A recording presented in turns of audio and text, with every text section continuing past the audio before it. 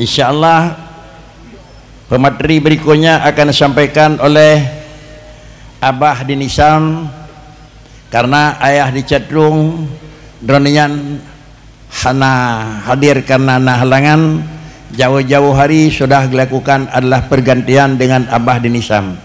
Beliau akan menyampaikan adalah materi yang kelimong yang akan disiapkan oleh Abi di sana, yaitu batalkah wuduk seorang laki-laki yang menyentuh tulang seseorang perempuan yang mana tulang tersebut sudah terpisah dari adalah badannya.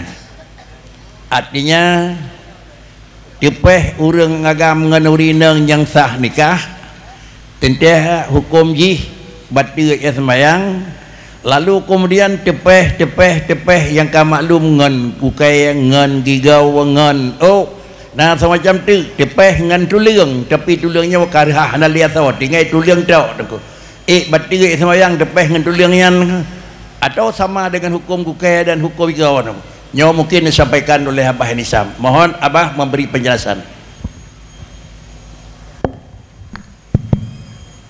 Bismillahirrahmanirrahim. Assalamualaikum warahmatullahi wabarakatuh. Alhamdulillahi wa kafa, wassalatu wassalamu ala habibinal mustafa wa ala alihi wa sahbihi dhawit tuqa, amma ba'du. Yang saya hormati Abu di Kedai Dua serta keluarga, Abuya dari Labuhan Haji, Abu di Belanjerun, Walid di Samalanga, Abi di Lungangin,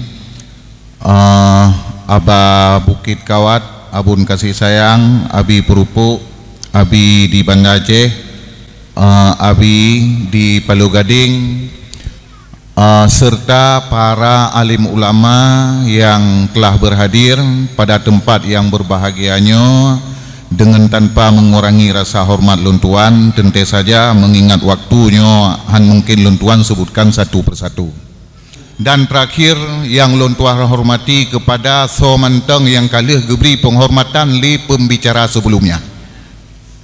Baik, untuk menghematkan waktu langsung aju kepada persoalan pokok. Pertanyaannya adalah status hukum wudu seorang laki-laki yang menyentuh tulang seorang perempuan yang mana tulang tersebut sudah terpisah dari badannya. Dalam halnya lentuan mengutip sebuah referensi yaitu kitab Mughniul Muhtaj, disampaikan oleh Syekh Khatib Syarbini bahwa di antara perlakuan atau sentuhan yang tidak meruntuhkan wudu yaitu menyentuh rambut perempuan, menyentuh gigi dan menyentuh kuku perempuan. Maknanya tak sentuh urineng ligitanya uragam yang hana hubungan mahram dengan urineng, hana runtuh wudu tu. Tak sentuh higau, tak sentuh hukai. Demikian juga tak sentuh tulang, dengan catatan padum-padumboh organ tubuh tersebut bersambung mentengna bak tubuh urang inang.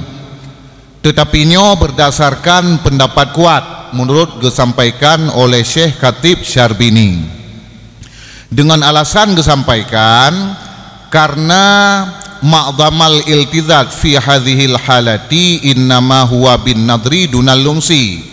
Potensi untuk kenikmatan pada beberapa organ tubuh tersebut adalah dengan memandang, bukan dengan menyentuh. Jadi ahwate ligitanya berhadapan dengan urineng nyop purken madannah syahwat atau potensi untuk bisa mengundang birahi katanya uragam adalah ngentangi yang bau kan ngentah sentuh ya menan. Kemudian juga bak igo dan juga bak tulang yang menteng sambung kan dengan sentuh nyom berdasarkan pendapat yang kuat. Jadi berdasarkan pendapat kuat, tulang yang manteng mensambung bak tubuh urineng, hai umpamanya kata perlu aso kaduh tulang, berdasarkan pendapat asah hana runtuh wudu apabila tak sentuh tulangnya. Kasabo. Kemudian pendapat kedua tentu saja berbeda dengan pendapat pertama. Pendapat kedua menyatakan runtuh, tetapi lagi tanya pegangan pada pendapat kuat, itu yang muktamad. Adapun apabila amma idzam fasalat fala tantaqidu qat'an, adapun apabila organ tubuh tadi yaitu termasuk tulang telah terpisah dari tubuh seorang perempuan, maka ulama sepakat menyatakan tidak meruntuhkan wudu. Jadi kesimpulan terkait dengan pertanyaan apakah seorang laki-laki yang menyentuh tulang seorang perempuan di mana tulang tersebut sudah terpisah dari badannya, jawabannya adalah sepakat ulama menyatakan tidak meruntuhkan wudu dengan sebab menyentuh tulang tersebut. Jadi ditambahkan di sini bahwasanya sebagai konsep umum ya, ada pengecualian wala yungkidul adwul mubanu ghairal farji. Jadi organ tubuh yang terpisah dari badan nyan mandum hana meruntuhkan wudu bila disentuh ghairal fajri, kecuali organ intim, kecuali kemaluan. Nyan walaupun kau pisah, misal cara pisah nyan fikir juga don, hang tu pegang ilum. Poker di koh, di tiak dan segala macam dum. Kau nyam nabi. Ha, pokoknya mereka terpisah, nyan purakeun menyebab organ intim nyan tetap runtuh. Sementara menyekon organ intim nyan hana runtuh wudu tak sentuh jika anggota badan nyan ka terpisah. Demikian lo rasa cukup jelas penjelasan dari Khatib Syarbini, mudah-mudahan bermanfaat. Demikianlah, wallahul muwaffiq ila aqwamit thariq. Assalamualaikum warahmatullahi wabarakatuh. Salam. Namun peristiwa Arab lam seumudut hana 3 orang jamat dulu yang urung mati, tapi hukum telah awal tersedia. Karena siapa tahu dalam mutilasi yang dilakukan sekarang merumpak antara orang yang nauduk bagi periksa yang kena jabah tapi kena pegat medikan dengan kuliang, padahal dia punya wudu.